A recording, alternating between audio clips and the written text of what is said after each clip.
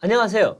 정치권의 복잡한 현안을 시원하게 풀어드리는 정치펀치 배성규입니다. 네, 정치펀치 MC빈 배소빈입니다. 이준석 대표가 당원권 정지 6개월의 징계를 받아들이는 모양새를 보이면서 차기 당권을 누가 잡을지 관심이 쏠리고 있습니다. 당권 주자들의 행보는 윤심이냐 당심이냐를 두고 움직이고 있는 듯 보입니다. 네, 윤석열 정권을 탄생시킨 주역이자 또 이 차기 유력한 당권 후보인 안철수 의원님 모시고 오늘 얘기 나눠보겠습니다. 안녕하십니까? 예, 오랜만입니다. 네, 아유, 이 선거꾼하고는 처음 모시는 것 같은데요. 야, 네, 그리고 또 강인선 대변인 가시고 나서는 또 처음이네요. 그렇습니다. 네, 그때 전에는 강인선 예. 대변인하고 같이 모셨었는데 그때보다 더 활기가 차신 것 같아요. 아, 우리 또 배소빈 아나운서가 합류하고 나서 제가 힘이 좀 납니다. 네. 자, 이제 뭐 지금 국회가 계속 이제 공전됐던 국회가 다시 이제 열려서 네. 계속 뭐 대정부 질문도 이어지고 또 국회가 이어지고 있는데 자, 그동안 사실은 이 하반기 원구성도 안 되고 굉장히 좀 마음이 무거웠지 않습니까? 또 지금은 이제 집권 여당에서 대표적인 그 주자로 뛰고 계신데 이 그동안 그 국회 공전됐을 때 좀 기분이 어떠셨습니까? 아무래도 집권 여당이다 보니까 책임감이 훨씬 더 많죠. 그렇죠. 그리고 이렇게 하루하루 지날수록 네. 그 책임이 정부 여당이 지는 것 아니겠습니까? 맞습니다. 아무리 네. 우리가 네. 아주 작은 여소야대 국면이라고 하더라도 네. 지난 20대 국회 때 제가 국민의당 창당했을 때 네. 그때는 3당 체제였었죠. 맞습니다. 그래서 그 국회원 구성을 열흘도 안 걸렸습니다. 아. 그래서 아마 저기 네. 사상 가장 짧은 시간 내에 원 구성을 아. 그것도 양쪽 다 이렇게 좀 협박도 하고 네, 그렇죠. 하면서 네. 그렇게 이루어냈었거든요. 네. 근데 이제 21대 와서 이렇게 지연되는 걸 보니까 아. 참 뭐라고 할까요? 그때와는 참 환경이 많이 다르다는 걸 달라졌죠. 절감합니다. 네. 네, 그렇죠. 타협의 정치가 전혀 이루어지지가 않고 네. 한쪽에서 다 먹겠다 그러면 뭐 타협이 전혀 될 수가 없는 거죠. 예, 맞습니다. 그렇습니다. 네. 사실 안 의원님께서는 의사 출신이기도 하시고 경제 분야에서도 탁월한 식견을 가지고 계시잖아요. 그래서 이제 하반기 국회에서 어느 상임위에서 어떤 활동을 좀 하게 되실지 궁금하신 분들이 많으실 것 같아요. 저는 외통위 지원했습니다. 외통위요? 통일. 예. 네. 근데 그 이유가 있는 것이 지난 4년 전과 비교해서 굉장히 많이 세계 환경이 많이 바뀌었죠. 네. 사실 여러 가지 지금 세상을 바꾸는 커다란 힘들이 있잖아요. 네. 예를 들면 지금 현재 진행되는 코로나19 네. 사태, 네. 그다음에 또 성큼 다가온 4차 산업혁명, 네. 그리고 또 무엇보다도 국제관계에 있어서는 미국과 중국의 패권 전쟁, 네. 그렇죠. 특히 이건 군사 패권 전쟁이 아니라 과학기술 패권 전쟁입니다. 아, 네. 그래서 지금은 외교와 과학기술과 경제와 안보가 하나로 합쳐지는 네. 인류 역사상 처음 보는 그런 걸 네. 우리가 목도하고 있는 그런 셈이거든요. 경제 안보라고 지금 얘기하고 있죠. 예, 그래서 얼마 전에 제가 외교부를 만났는데 재밌는 이야기를 들었습니다. 네. 얼마 전에 그 미국 유수 공과대학에 박사를 뽑았다고 그러더라고요. 네. 그래서 아니 외교부에서 왜 그런 사람이 필요하고 아. 물어봤어요. 네. 그랬더니 하는 말이 외국에서 회의를 하자고 의제를 가지고 오는데 전부 반도체, 서플라이 체인, 백신 도저히 알아들을 수가 없어서 아, 네. 이제 이 과학 기술자가 필요하구나 이렇게 됐답니다. 아. 제가 그 말을 듣고는 네. 그러면 이런 과학 기술뿐만 아니라 경제도 잘 아는 제가 외교통일위원회를 가면은 네. 그러면 저 제대로 그 전력을 보강하고 싸워줄 수 있겠다. 아. 그리고 또 우리나라를 제대로 맞는 방향으로 이끌 수 있겠다. 그런 생각이 네. 들었습니다. 그렇군요. 이제 경제 안보, 과학 안보, 코로나 안보 다 하시게 되겠네요. 네. 예, 완전히 재판입니다. 그렇죠. 그리고 보통 3선 정도 하시면 그때는 외교 통일 국방 이쪽을 또 가끔 한 번씩 하시더라고요. 그래야지 네. 또 시각도 좀 넓힐 수도 있고 또 전문성을 거기서 발휘하실 수도 있고 아마 좋은 선택을 하신 것 같고요. 또 많이 배울 수 있을 것 같습니다. 그렇죠, 그렇죠, 맞습니다. 네.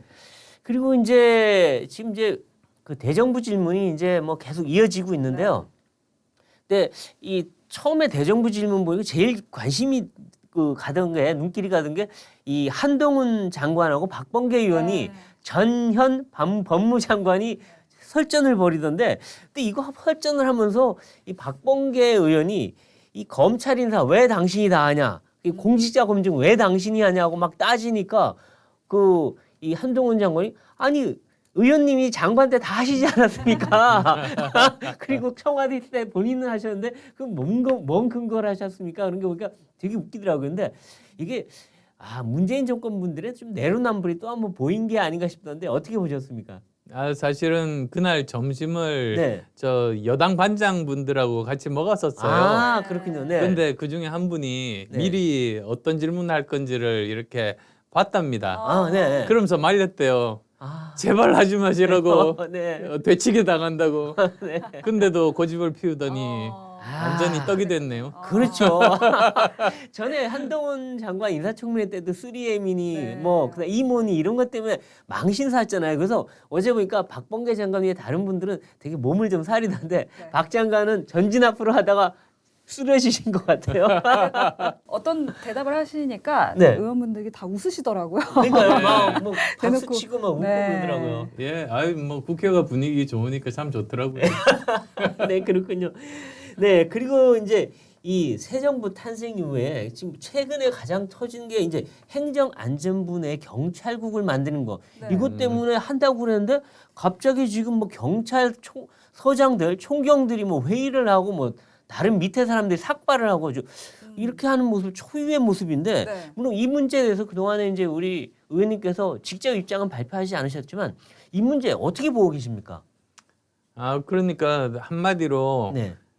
경찰은 국가 권력에서 통제가 돼야 되는 것 아닙니까? 그렇죠. 그게 뭐 어떤 무력을 가진 집단이 그냥 이렇게 아무런 통제도 받지 않는다. 그건 오히려 더 문제가 있죠. 그렇죠. 군도 국방장관이 통제를 하고 문민 네, 통제를 그렇습니다. 받잖아요. 네. 그래서 그건 당연한 건데 네. 예전에는 저 청와대 민정수석실에서 네.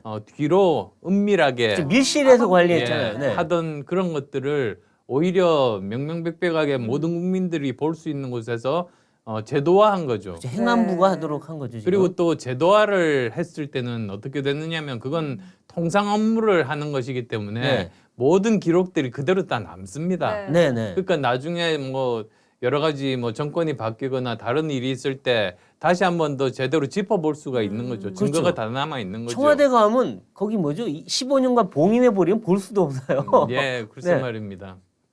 그러니까 네.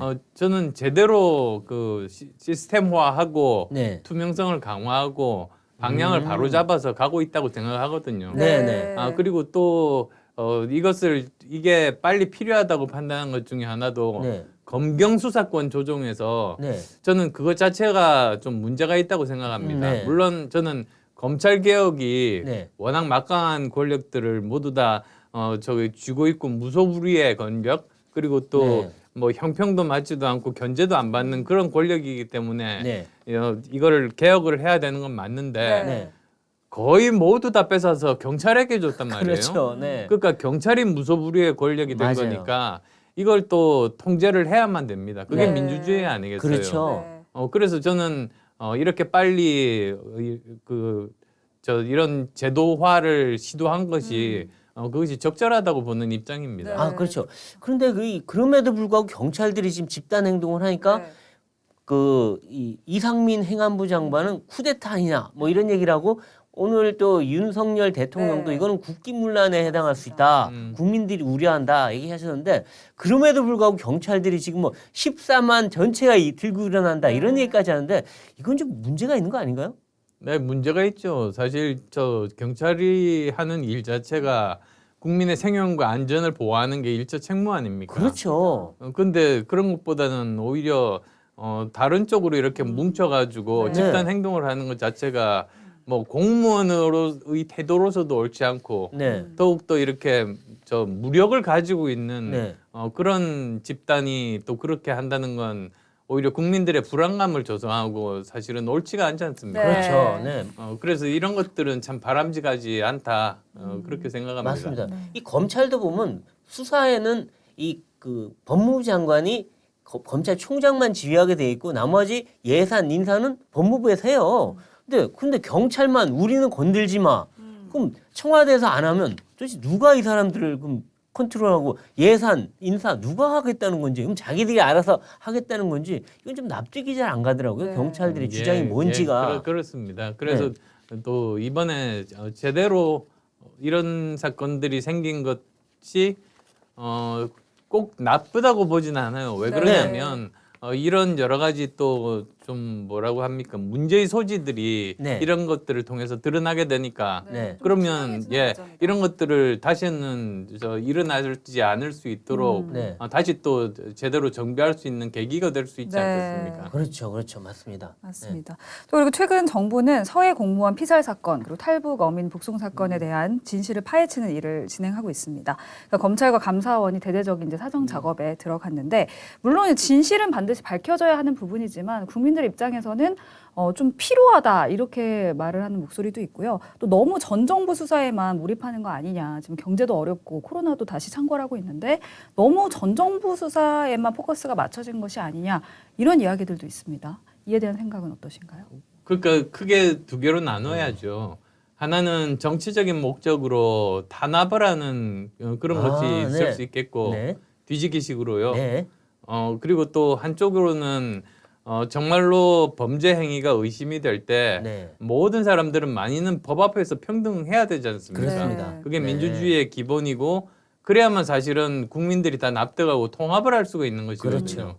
그거는 통상적인 국가에서 꼭 해야만 되는 일입니다. 네. 그래서 저는 저 후자라고 생각을 하고 있고요. 네. 네. 근데 저는 단서를 붙이자면 가급적이면 빨리 끝나면 좋겠다. 네. 예, 그래서 문재인 정부처럼 5년 내내 그렇죠. 그걸 가지고 정책청산한다고. 정치적으로 계속 이용을 하고 끌고 그리고 또 뭐 의혹 같은 것들도 보세요. 네.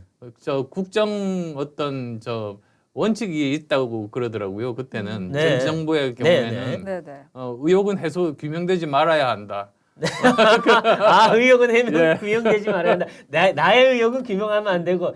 자, 그러니까 그다음에 저쪽 상대방의 의혹은 무조건 끝까지 5년 내내 파헤치고. 예, 그러니까 그런 국정 기조를 가지다니 참 불행한 일이죠. 네, 그렇군요. 네, 그리고 지금 윤석열 대통령의 그 도어 스태핑에 관한 이야기들이 또 많습니다. 조금 스타일이 바뀌었어요. 말수도 좀 줄었고 기자들과의 어떤 유쾌한 스킨십도 좀 줄었는데 이렇게 바뀐 스타일 어떻게 보고 계십니까? 저는 뭐 그런 형식도 좋은데 좀 더 저는 이랬으면 좋겠습니다. 네. 오히려 약간 화제를 돌려서 네. 저는 정식 기자회견이 필요하다고 생각하는 사람입니다. 네. 그러니까 지금까지 도어 스태핑은 많이 했습니다만 네. 오히려 지금같이 엄중할 때는 네. 제1회 기자회견을 정식으로 열어서 네. 대통령께서 짧은 문답이 아니라 네. 본인의 소신과 철학 그리고 하고 싶은 말씀을 먼저 이렇게 제대로 설명하는 네, 기회가 그렇죠. 없었지 않습니까? 네. 필요하죠. 네. 그러니까 가장 중요한 것으로 문재인 정권으로부터 받은 유산이 무엇이 있는가? 네. 국가 비전 얼마나 많이 그렇죠. 이렇게 증가하고 네. 지금 저 문재인 케어가 어떤 문제가 있고 네. 정말로 문재인 케어인가 또 네.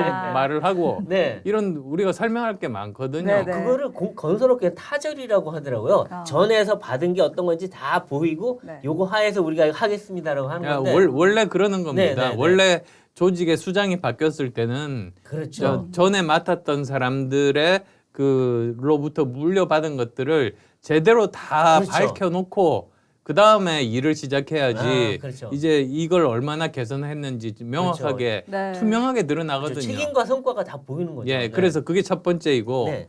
그다음 또 두 번째로는 지금의 위기가 이제 시작이고 네. 앞으로 아마도 내년 말까지도 힘들 거다. 그렇죠. 그러니까 그렇지만 우리부터 정부부터 먼저 허리띠를 졸라매고 네. 할 테니까 국민 여러분들께서도 참아주시라. 그렇죠. 그러면서 정말 진심을 담아서 떨리는 목소리로 네. 그렇게 국민께 호소하고 감성적으로 다가갔으면 좋겠습니다. 아, 그렇군요. 그렇군요. 참 좋은 네, 말씀입니다. 맞습니다. 예, 그리고 그렇지만 만약에 믿어주신다면 나는 이런 개혁을 하겠다. 그렇죠. 그리고 앞으로 어떻게 해서 먹고 살 미래 먹거리 미래 일자리를 만들겠다. 네. 이런 비전을 동시에 보여주시는 그런 기자회견을 하실 아. 때가 아닌가 싶습니다. 아, 한번 건의해 주십시오. 직접. 지금 윤 하고 대통령. 네, 저희도 건의해 드릴 테니까 네. 나중에 또 이 당청 아니 지금 뭐당 대통령실과 당 간에 뭔가 있을 때 분명히 한번 말씀해 주시면 아주 좋은 일이 될 것 같아요. 네. 예, 네. 지금이 이제 타이밍 같습니다. 네, 그렇죠. 도어 스태핑은 좀 정식적인 기자회견을 네. 열었으면 좋겠다 이렇게 의견을 주셨는데 그 사실 지지율 하락의 이유 중에 가장 첫 번째로 꼽히는 것이 인사 문제거든요. 사적 채용 논란도 있고 이 문제는 좀 어떻게 돌파하는 게 좋을까요? 이것도 투명하게 네. 그렇게 설명을 해야 된다고 봅니다. 아, 그러니까 이 부분에 대해서 사실은 좀 국민들이 잘못 알고 있는 부분들은 네. 제대로 설명하고 네. 또 어떤 부분들에 대해서 좀 잘못했던 부분이 있다면 네. 제대로 사과하고 음. 그러면 그게 지난 정부의 내로남불과는 대조가 돼서 오히려 국민들은 박수 칠 겁니다. 그렇죠. 네. 그렇군요. 그리고 지금 이제 현안 중에 하나가 오늘도 우리 안 대표님께서 말씀하셨던데 네. 그 MB 사면, 그 김경수 사면 이게 이제 사면 있고 8.15가 당하기 때문에 네. 사면 얘기가 나오는데 이 민주당 쪽에서는 김경수 사면하라, MB 하려면 같이 하라, 뭐 이렇게 얘기도 하던데 우리 대표님께서는 김경수 사면은 안 된다 하셨어요. 예. 사면에 대해서 어떤 입장이십니까 전체적으로? 사면은 전적으로 대통령 권한이죠. 네. 그래서 다른 사람이 이래라 저래라 할 수는 없습니다. 네. 그렇지만 저는 사면을 통해서 대통령의 네. 자신의 생각 내지는 철학을 국민께 보여드리는 거거든요. 네, 네. 그렇죠. 근데 이거를 무슨 뭐 끼워 팔기식으로 아. 뭘 이렇게 맞바꾸기식으로 네. 이거 했으니까 이거 한다. 이런 것들은 사실은 바람직하지가 않죠. 네. 어떤 그 우리 편과 또는 상대편 이렇게 나누는 것이 아니라 네. 죄의 엄중함이나 그 성격에 따라서 네. 정말 이것이 그 어느 정도 뭐라고 합니까? 다른 쪽 측면에서의 어떤 일일 수도 있고 어떤 것들은 김경수처럼 민주주의의 그 가장 기본을 네. 훼손하는 중대 범죄일 수도 있지 네. 않습니까? 이게 같은 잣대로 볼 수는 없거든요. 네. 네. 네. 그다음에 또 이 사람이 후회를 하고 있느냐 네. 또는 여전히 궤변을 늘어놓고 자신은 잘못이 없다고 계속 그러고 있느냐 네. 그것도 중요한 그 구분점이거든요. 네. 그러니까 저는 뭐 이렇게 맞바꾸기식이 아니라 네. 각 개별 사안에 따라서 네. 내 사람 또는 상대편 이렇게 네. 나누기보다도 개별 사안에 따라서 판단을 하면 네. 그게 아마 대통령의 철학을 가장 잘 나타낼 수 있는 그런 네. 일이 될 겁니다. 아, 그래서 근데 친문 쪽에서는 계속 요구를 하고 있는 상황에서 윤 대통령도 상당히 고심될 텐데, 근데 우리 이 대표님은 지난 대선 때 또 김경수 그 드루킹의 가장 큰 피해를 받은 네. 장본인 아니시겠습니까? 예. 네. 근데 참 감정적인 것도 있을 거고 좀 네. 만감이 교차하실 것 같아요. 근데 제가 오늘 아침에 글을 쓸 때는 네. 개인적인 사적인 감정은 다 배제했습니다. 아, 배제하고. 그럼 후회를 하고 있느냐가 중요하다고 말씀하셨는데 후회를 하고 있지 않다고 생각하시는 거예요? 본인의 그 발언을 보면 네. 전혀 후회를 하거나 인정을 하고 있지 않아요. 아, 죄 자체를 인정하지 않고 있고 그다음에 뭐 개전의 정이 없다고 보통 얘기를 하죠. 예, 그런 거. 그리고 또 이게 보통 심각한 사안이 아닙니다. 네. 사실 제가 독일에 있을 때 저 지한파 지식인과 교수님과 한번 이 건에 대해서 이야기를 한 적이 있습니다. 네. 그랬더니 그런 건 처음 듣는다면서 그렇죠. 만약에 그런 일이 자기는 상상이 안 간대요. 그렇죠. 이렇게 저도 놀랐어요. 네. 대규모로 네. 댓글로 여론 조작, 민심 네. 조작을 해서 선거 결과에 영향을 미친 일은 네. 이 뭐 진짜 인류 역사상 내지는 민주주의 네. 역사상 네. 없었답니다. 그렇죠. 그렇죠. 그것도 우리나라처럼 어느 정도 민주주의가 제대로 정착되었다고 네. 주위에서 여기는 나라에서 이런 일이 발생했으니 도저히 믿을 수가 없다. 그리고 그쪽 분들은 과거에 국정원 댓글 갖고 그 난리 쳤는데 국정원 댓글은 숫자가 몇만 건, 몇십만 건 정도, 이거는 몇 천만 건, 뭐 이게 숫자 규모가 달라요. 근데 그랬던 사람들이 거꾸로 자기들이 그랬으니 얼마나 웃기는 겁니까? 예, 이게. 그러니까 대법원 판결문을 보면 8,800 몇십만 건이잖아요. 그러니까요. 그러니까 어마어마해요. 남북한 인구 합한 것보다 많지 않습니까? 네. 근데 그게 문제는 그게 다가 아니라는 거예요. 그렇죠, 그렇죠. 예. 그러니까 대법원 판결문에 나온 거는 수사를 질질 끌면서 증거를 인멸할 시간을 네. 주고 나서 네. 그래도 시간이 부족해서 못 그죠. 지우고 남아 있는 증거만 그 정도니까요. 그렇죠, 그렇죠. 그 쓰레기통에서 잡은 그 USB 하나로 겨우 밝혀낸 거 아닙니까? 특검이. 참. 그러니까 네. 이거는 거의 규모가 상상을 초월하는 겁니다. 그렇죠, 그렇죠. 이거는 대한민국이 국제적으로도 정말 부끄러운 일이고 네. 이런 일은 민주주의의 근간을 아주 흔들어 버리는 네. 네. 깨는 그런 일이기 때문에 네. 절대로 용납하면 안 됩니다. 그렇죠. 네, 네, 네. 맞습니다. 사실 근데 요즘 경제 상황도 정말 어렵고 코로나19가 다시 창궐하면서 국민들의 불안감이 커지고 있는 상황이에요. 예. 그 의원님께서 오늘 오전에 민당정 토론회를 주최를 또 하셨잖아요. 반복되는 팬데믹 시대의 과학적 방역과 백신 주권이라는 주제로 주최를 하셨는데 어떤 이야기들이 좀 나왔습니까? 과학 방역에 대해서 네. 설명을 했죠. 왜 그러냐면 지금 보면은 이제 반대쪽의 세력들이 왜 과학 방역이 뭐냐, 왜 이렇게 차이가 없느냐 이런 식으로 네. 호도하고 공격을 하려고 그러더라고요. 아, 네. 그리고 또 그 논리가 보면 허접해요. 네. 과학 방역이 뭔지 잘 모르더라고요. 아. 워낙 과학만 붙이면 예, 과학이겠죠. 워낙 과학적인 사람도 아니고 과학도 잘 모르는 사람들이라. 네. 그래서 설명을 한 겁니다. 네. 사실 과학 방역이라는 것은 전문가가 네. 그 방역 정책을 결정권을 가지는 거거든요. 네. 아, 그렇죠. 네. 정치 방역이라고 하면 네. 과학자들의 의견은 참고 사항으로 하고 네. 저 정치인이라든지 또는 네. 관료가 네. 그 정무적인 판단으로 결정하는 게 정치 그렇죠. 방역입니다. 코드, 네. 이른바 코드 맞춤 방역들이죠. 예, 네. 그렇죠. 그러니까 현실하고 안 맞는 거지 그렇죠. 않습니까? 네. 그런 차이가 있다. 아, 그리고 네. 또 제가 하나의 그 예를 든 것 중에 하나가 오바마 대통령 때 오사마 빈라덴 사살 작전이 있었습니다. 네. 그 백악관 사진인데요. 혹시 맞습니다. 나중에 뭐 자료화면 네. 띄워주시면 금방 아실 텐데 네.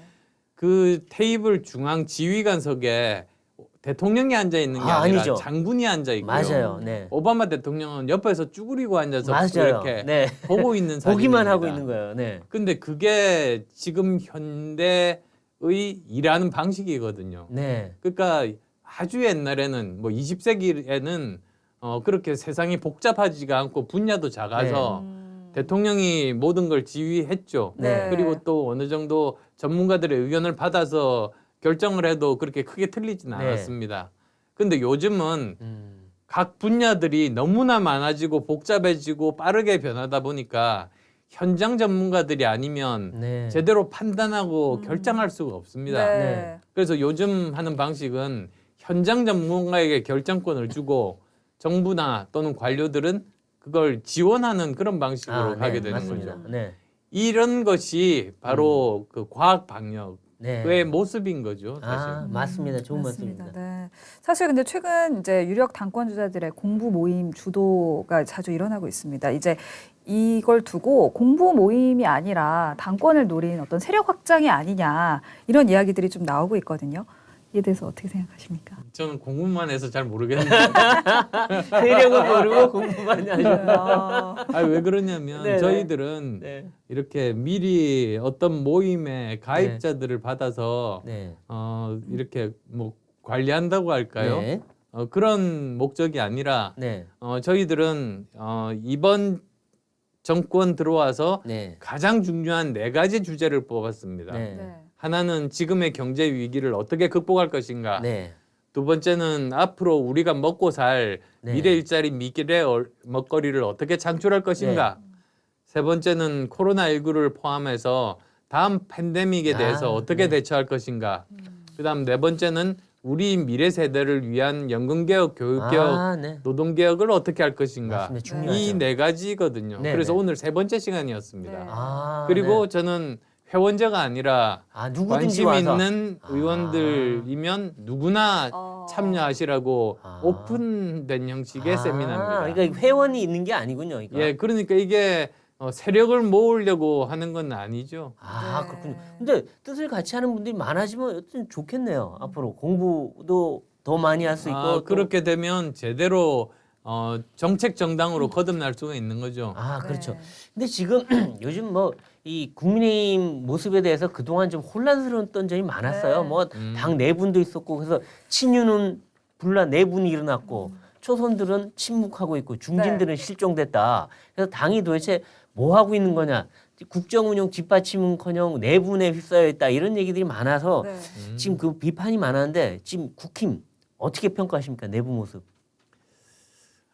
그러니까 지금 이제 정부 여당 아니겠습니까? 네. 그럼 정부 여당이면 아무리 국회 내에서는 아주 소수당에 불과하다고 할지라도 책임감을 가지고 네. 주도하고 네. 정책적으로 정말 우리가 의원 숫자가 작다면 오히려 저 국민들을 설득을 해야죠. 네. 그렇죠. 이런 정책들을 가지고 네. 국민들의 삶을 더 좋게 개선할 수 네. 있겠다. 그러면 아마 민주당도 반대는 못할 겁니다. 그렇죠. 그런 식으로 계속 이제 정책적으로 통과시키려는 노력들을 하면 네. 그게 설령 민주당의 반대에 부딪혀서 이게 통과되지 않더라도 네. 그건 민심을 살 수 있는 것 아니겠습니까?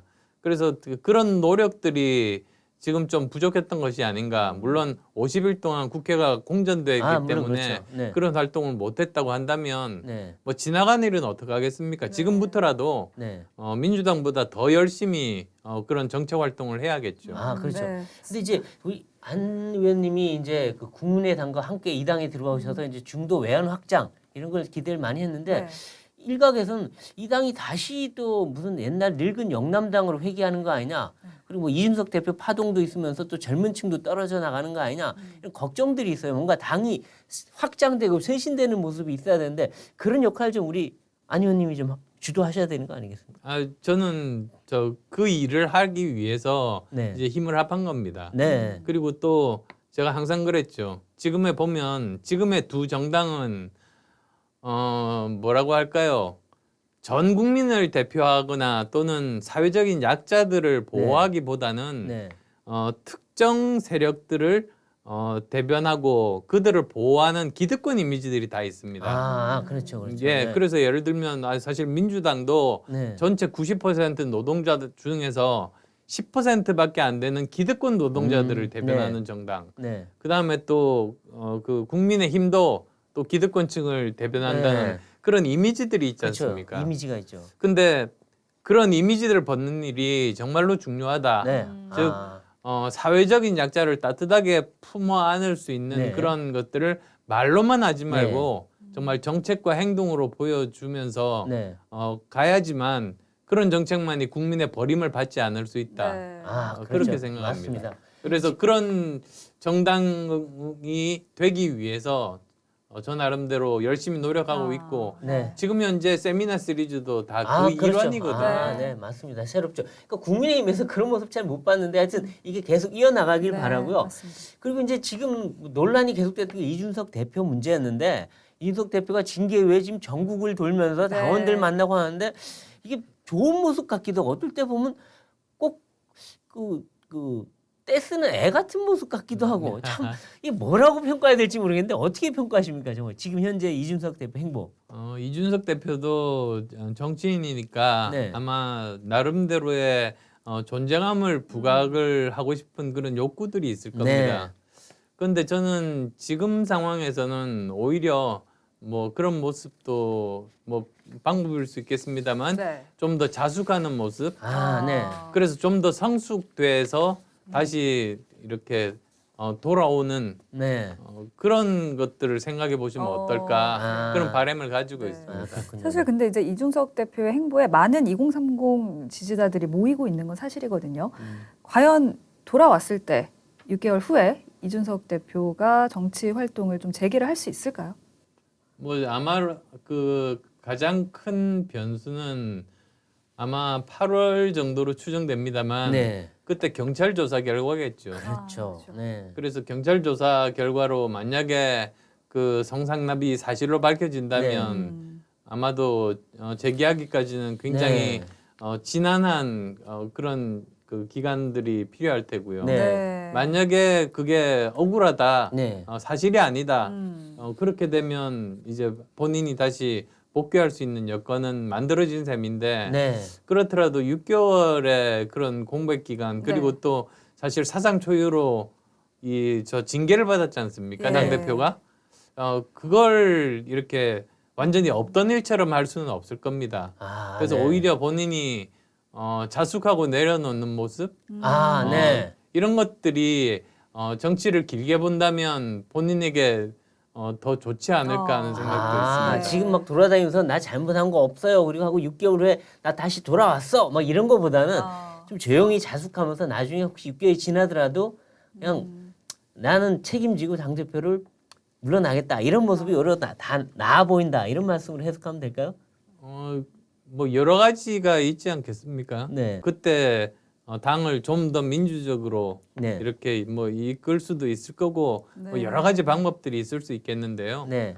뭐 그건 아직 지금 여러 가지 변수가 남아 있고 네. 지금 아직 그 시간이 많이 남아 있기 때문에 네. 지금 판단은 이를 것 같습니다. 네. 아, 그렇군요. 그 이준석 대표 이야기가 나와서 말인데 그 의원님이 지난 5월에 최고위원으로 추천한 그 정점식 의원 그리고 김윤 전 국민의당 서울시당 위원장에 대한 그 논의가 28일에 있을 예정이잖아요. 그래서 이준석 대표가 사실 이 두 사람의 최고위원을 이제 임명을 반대해서 혹시 이게 이준석 지우개가 아니냐 일각에서는 좀 이런 이야기도 나오고 있거든요.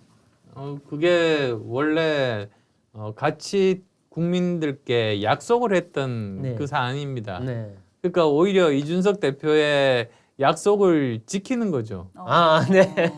예, 지우기라기보다 약속을 지켜주는 거다. 예. 네, 그렇군요. 자, 이제 이 이재명 의원 얘기를 좀 가보시죠. 네. 이재명 사실 우리 안 대표님께서 대선 때도 이재명 후보와 상당히 날을 세우셨고 그리고 네. 지난 재보선 때는 거의 이 도망간 주민 찾으시러 인천에도 여러 번 가신 걸로 네. 알고 있는데요. 그랬던 이재명 의원이 이 방탄 배지를 다시더니 이제 방탄 대표까지 되시겠다고 나섰는데 이재명 뭐 어대명이라는 얘기까지 나오지 않습니까? 네. 지금 이재명 의원의 행보 어떻게 평가하십니까? 대표가 만약에 된다고 해도 네. 만약에 죄가 있다면 네. 그게 방탄이 되겠습니까? 아, 예, 저는 그렇게 생각합니다. 그리고 네. 뭐 저 그 사람의 위치에 따라서 네. 어떤 그 저 죄의 경중이 달라진다 이런 거는 있을 수가 없지 않습니까? 네, 그게 그렇죠. 법치 사회에서 맞아요. 법 앞에서는 만인이 평등해야 되는 네. 건데 그래서 저는 그래서는 안 된다고 생각합니다. 그렇죠. 근데 문재인 정부에서는 조국도 그렇고 추미애도 그렇고 법 앞에서 평등하지가 않더라고요. 그러니까 문재인 쪽 사람들은 법 앞에서 피해 나가고 딴 사람들은 가혹하게 수사하고 이게 좀 이상했어요. 그 정부 때. 그러니까 그 사고방식이 아직 이재명 의원도 갖고 있는 거 아닌가 싶기도 합니다. 네. 뭐 그런 것들이 다 지금 정상화되고 있는 과정 아니겠습니까? 그렇죠. 네. 다른 사람들도 뭐 억울하다고 해도 그대로 이 판단이 되고 집행이 되고 네. 아마 다 정상화되는 길로 가게 되지 않을까. 그리고 국민들이 그걸 바래서 정권 교체를 한 거 아니겠습니까? 네. 아, 그렇죠. 그렇죠. 네, 사실 근데 지금 의원님께서는 이재명 의원의 텃밭이었던 분당에서 지금 성남 분당 갑으로 둥지를 옮기신 상황이잖아요. 그 지역구를 좀 돌아보셨을 텐데 주민들의 어떤 이야기들도 많이 들으셨을 거예요. 예. 네, 어떤 좀 분위기인지 어떤 이야기를 뭐 제 들으셨는지. 지역구에 대장동도 있고. 그러니까요. 지금 대장동 있죠. 예, 제가 백현동에서 삽니다. 아, 이거 온갖 아, 비리의 냄새가 나는 예. 거예요. 냄새가 좀 심하지 않으세요? 아유 괴롭습니다. 그러네요. 예, 근데- 그래서 이번에 네. 저 성남시장이 또 네.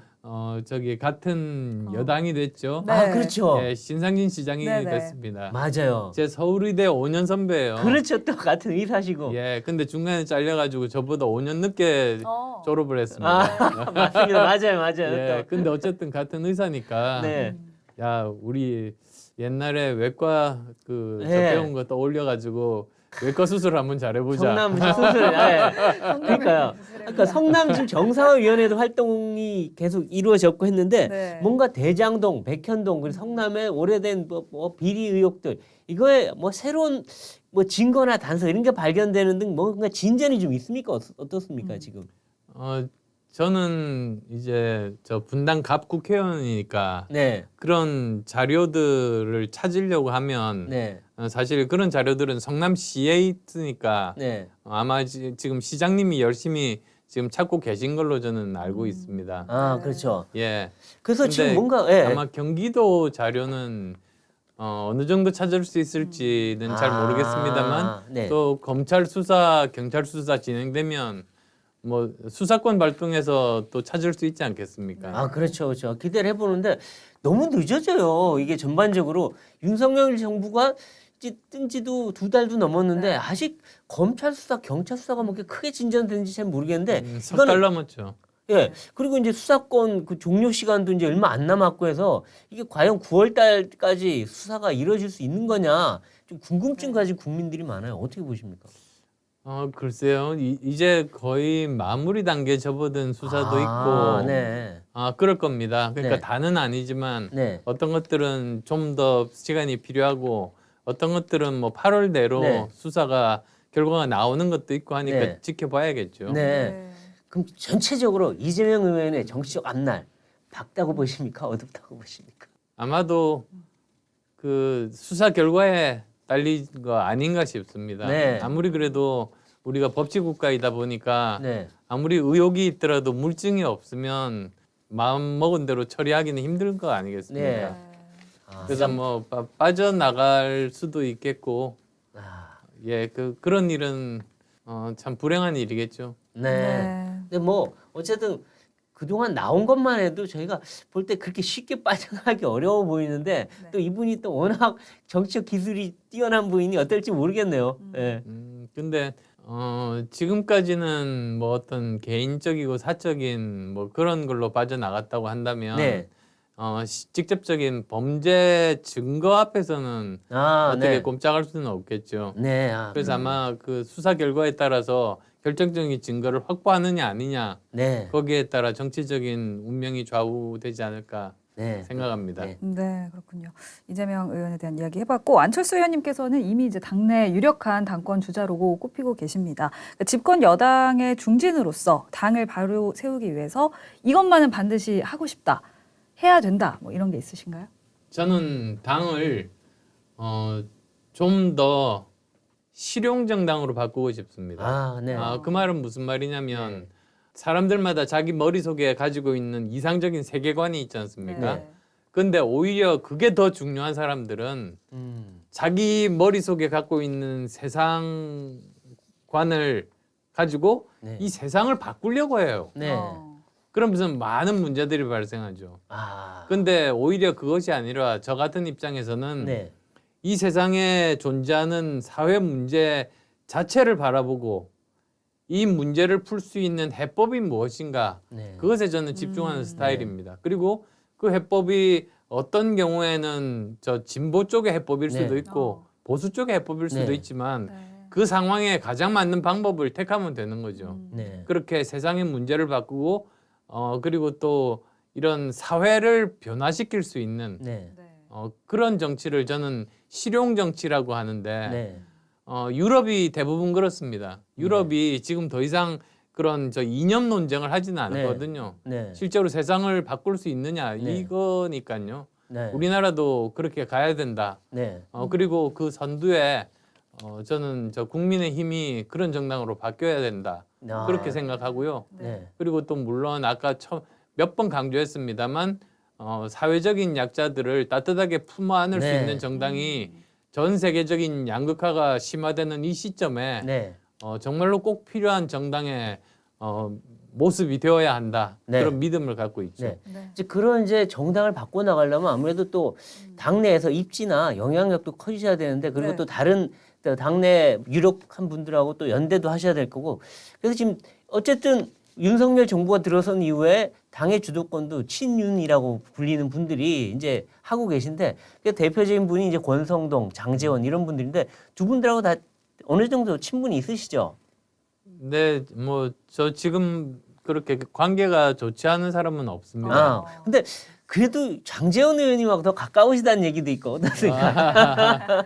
서로 다 장단점이 있죠. 장재원 네. 의원 같으면 매형하고 같은 대학에서 네. 교수를 같이 했어요. 같은 그렇죠. 학과에서. 네, 네. 그러다 보니까 또 아무래도 그런 인연들도 있는 사람이니까 아, 예전부터 잘 알았죠. 그렇죠. 그래서 이번에 단일화 때도 상당히 창구가 잘 됐고. 네. 예, 네. 그리고 또 사실 제가 이 당에 함께 이렇게 통합되기 이전부터 네.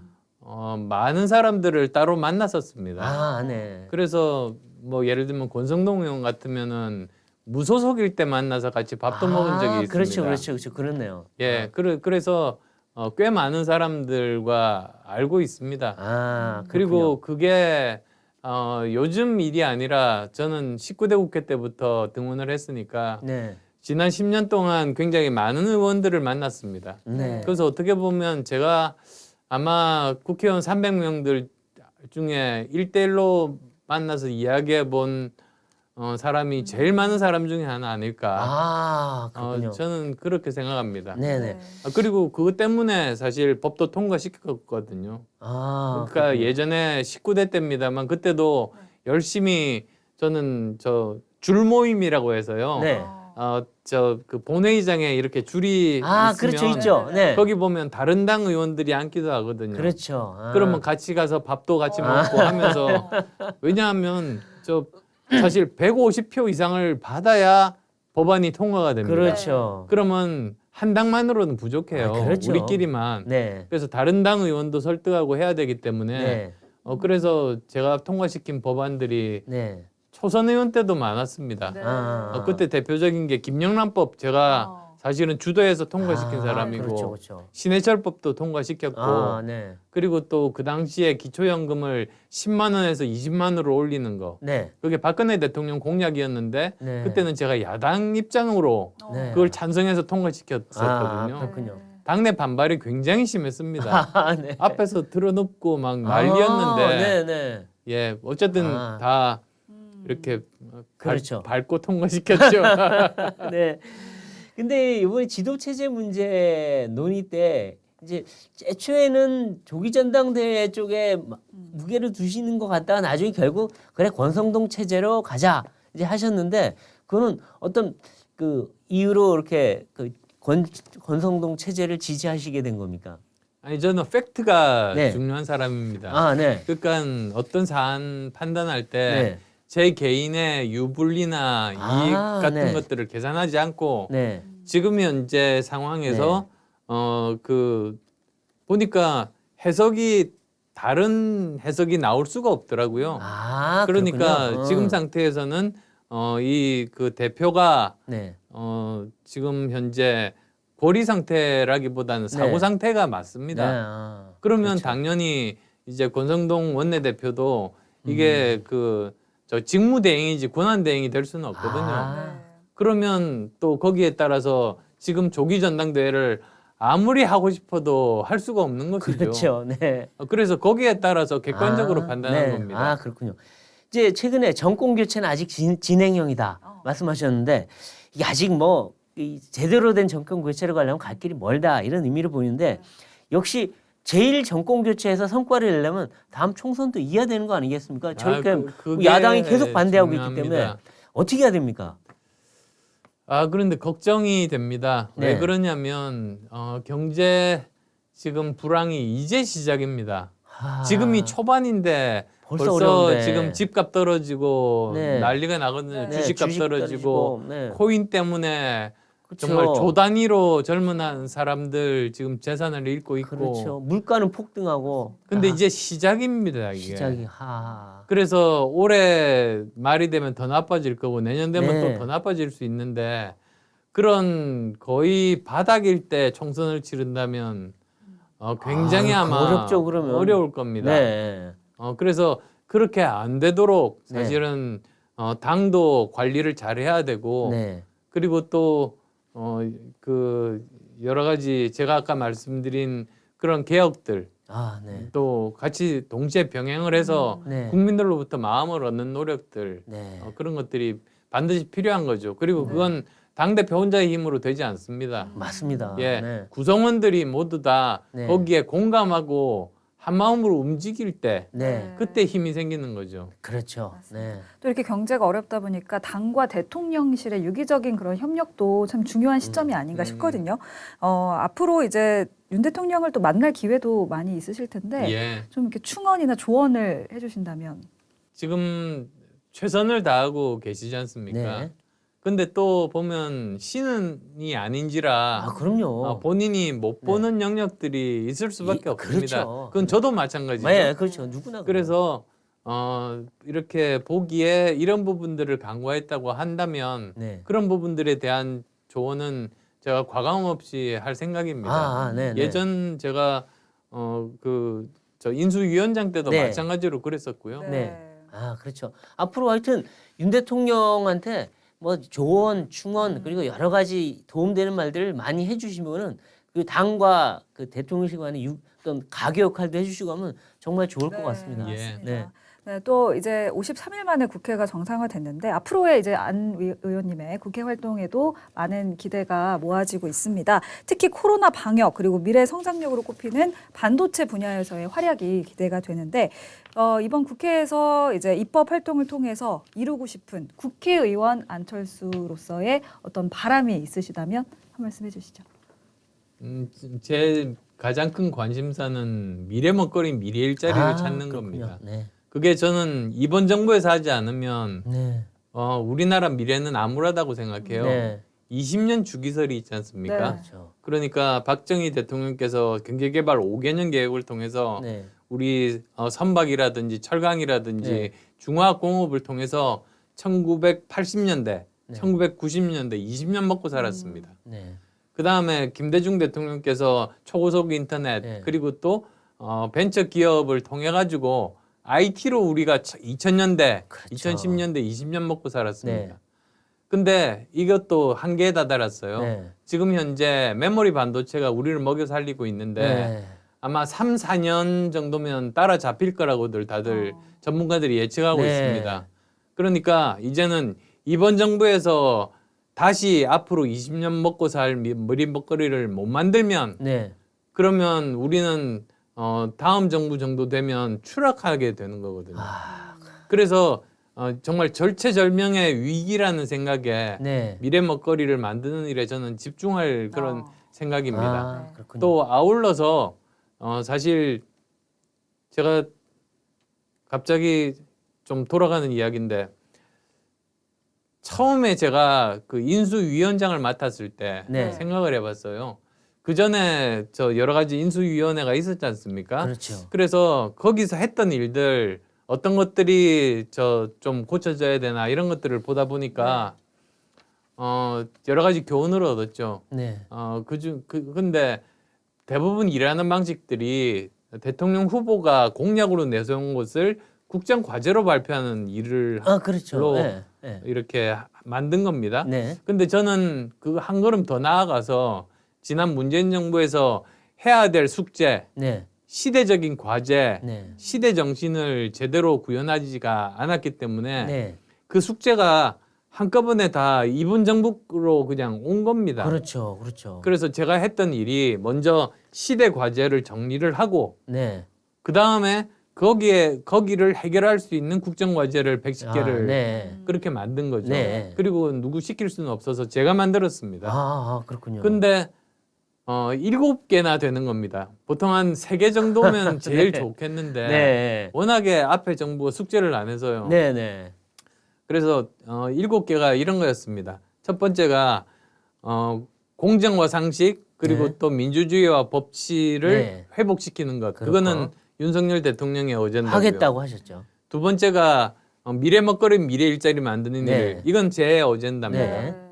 그리고 정말 중요한 시대 정신이죠. 네. 그다음 또 세 번째로는 그 균형 발전입니다. 균형 발전. 균형 발전인데 네. 이게 그냥 단순히 그냥 레토릭에 그치는 국토 균형 발전이 아니라 네. 저는 우리나라의 미래를 가장 중요한 것, 그러니까 저출생 고령화의 가장 근본 원인이 뭐냐? 네. 지역 불균형 발전이라고 저는 봤습니다. 네. 지금까지 수백 조를 썼는데도 이 문제를 해결하지 못했는데 네. 그게 어쩌면 지금까지 그 원인을 그 교육비나 보육비를 해결하면 된다. 내지는 만혼이나 미혼을 해결하면 된다. 이렇게만 해서 그랬던 것 같아요. 네. 근데 더 근본적인 원인을 쫓아가 보니까 저는 국토 불균형 발전이라는 결론에 도달했습니다. 네. 그러니까 보면 저는 부산 사람입니다. 네. 근데 매년 부산과 대구에서 청년들이 수도권으로 갑니다. 네. 직업이 없으니까, 직장이 네. 없으니까. 네. 그러니까 지역은 고령화가 되죠. 아. 근데 수도권으로 온 청년들은 제대로 된 일자리도 잘 못 찾고 집도 잘 못 사니까 결혼을 못 합니다. 아. 저출산이 네. 되는 겁니다. 그래서 저는 이 문제를 해결하는 것이 정말 근본적인 저출생 고령화 문제를 해결하는 길이라는 생각을 했어요. 아, 네. 그래서 그게 세 번째. 그다음 네 번째로는 좀 빨리 할게요.